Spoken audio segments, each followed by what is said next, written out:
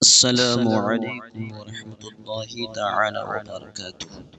آج ہم پڑھیں گے فرشتوں کا بیان۔ تو فرشتے کیا چیز ہیں؟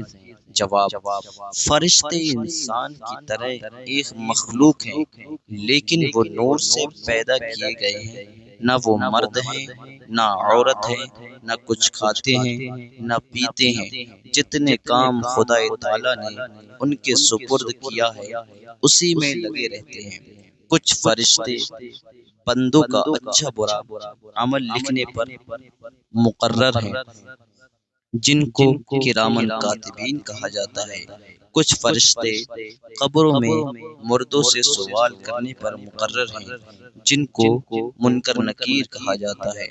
اور کچھ فرشتے حضور علیہ الصلوۃ والسلام کے دربار میں مسلمانوں کے درود و سلام پہنچانے پر مقرر ہیں۔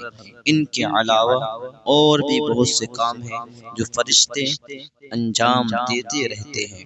ان میں 4 فرشتے بہت مشہور ہیں۔ اول حضرت جبرائیل علیہ السلام، جو اللہ تعالیٰ کے احکام پیغمبروں تک پہنچاتے تھے۔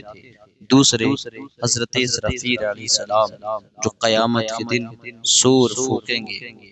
تیسرے حضرت میکائیل علیہ السلام، جو پانی برسانے اور روزی پہنچانے پر مقرر ہیں۔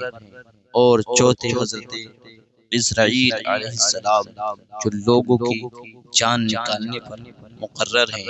جو شخص یہ کہے فرشتہ کوئی چیز نہیں، یا یہ کہے کہ فرشتہ نیکی کی قوت کا نام ہے، تو وہ کافر ہے۔ انشاءاللہ اللہ تعالیٰ کی کتابیں اس کے تعلق سے کل پڑھیں گے۔ السلام علیکم ورحمۃ اللہ۔